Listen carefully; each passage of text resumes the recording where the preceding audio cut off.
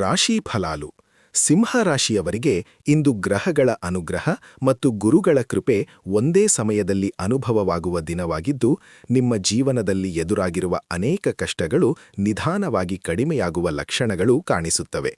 ನೀವು ಇತ್ತೀಚೆಗೆ ಅನುಭವಿಸಿದ ದುಃಖಗಳು ನಿಮ್ಮ ಮನಸ್ಸನ್ನು ಬಲಪಡಿಸಿದ್ದು, ಮುಂದಿನ ಸುಖವನ್ನು ಸ್ವೀಕರಿಸಲು ಸಿದ್ಧಗೊಳಿಸಿವೆ. ಈ ದಿನಗಳಲ್ಲಿ ನಿಮ್ಮ ಮನಸ್ಸು ಕೆಲವೊಮ್ಮೆ ಈ ಚಾನೆಲ್ ಸಬ್ಸ್ಕ್ರೈಬ್ ಮಾಡಿ ಗೊಂದಲದಲ್ಲಿರಬಹುದು.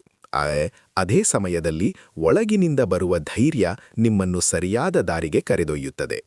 ನಿಮ್ಮ ಕುಟುಂಬ ಜೀವನದಲ್ಲಿ ಸ್ವಲ್ಪ ಏರುಪೇರುಗಳು ಕಂಡುಬಂದರೂ ಅವು ಶಾಶ್ವತವಲ್ಲ. ಕುಟುಂಬದ ಹಿರಿಯರ ಆಶೀರ್ವಾದ ನಿಮ್ಮ ಮೇಲೆ ಸದಾ ಇರುತ್ತದೆ. ಅವರ ಮಾತುಗಳನ್ನು ಗೌರವಿಸಿದರೆ ಸಮಸ್ಯೆಗಳ ಪರಿಹಾರ ಸುಲಭವಾಗುತ್ತದೆ. ಆರ್ಥಿಕವಾಗಿ ನೀವು ಹಿಂದೆ ಅನುಭವಿಸಿದ ಒತ್ತಡಗಳು ನಿಧಾನವಾಗಿ ಕಡಿಮೆಯಾಗುತ್ತವೆ. ಆದರೆ ಅನಾವಶ್ಯಕ ಖರ್ಚುಗಳನ್ನು ನಿಯಂತ್ರಿಸುವುದು ಬಹಳ ಮುಖ್ಯ. ಉದ್ಯೋಗ ಅಥವಾ ವ್ಯಾಪಾರ ಕ್ಷೇತ್ರದಲ್ಲಿ ನೀವು ಹಾಕಿದ ಪರಿಶ್ರಮಕ್ಕೆ ಫಲ ದೊರಕುವ ಸಮಯ ಸಮೀಪಿಸುತ್ತಿದೆ.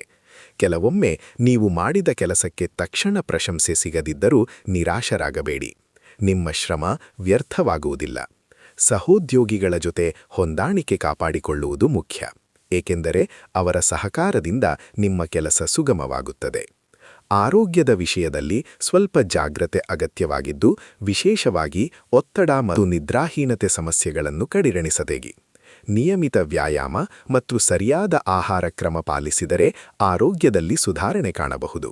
ಮನಸ್ಸಿನ ನೆಮ್ಮದಿ ನಿಮಗೆ ಅತ್ಯಂತ ಮುಖ್ಯವಾಗಿದ್ದು, ಧ್ಯಾನ ಅಥವಾ ಪ್ರಾರ್ಥನೆ ಮೂಲಕ ಶಾಂತಿ ಪಡೆಯಬಹುದು.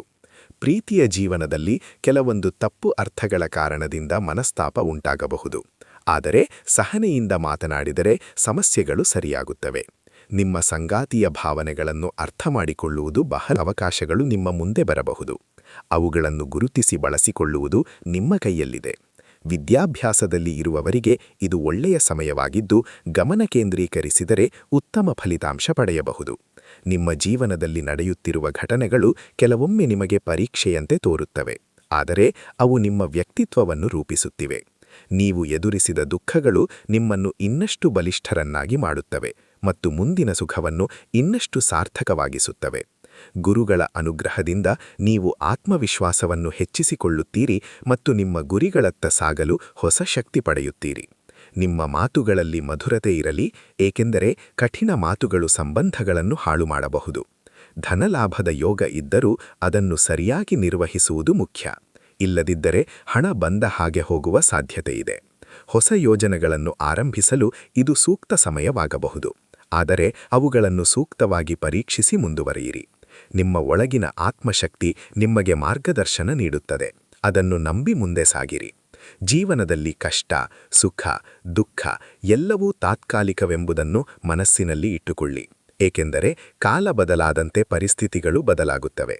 ನೀವು ಸಹನೆಯನ್ನು ಕಾಪಾಡಿಕೊಂಡರೆ ಯಾವುದೇ ಸಮಸ್ಯೆಯನ್ನು ಜಯಿಸಲು ಸಾಧ್ಯ. ನಿಮ್ಮ ಮನಸ್ಸಿನಲ್ಲಿ ಇರುವ ಭಯಗಳನ್ನು ಬಿಡಿ ಮತ್ತು ಧೈರ್ಯದಿಂದ ಎದುರಿಸಿ.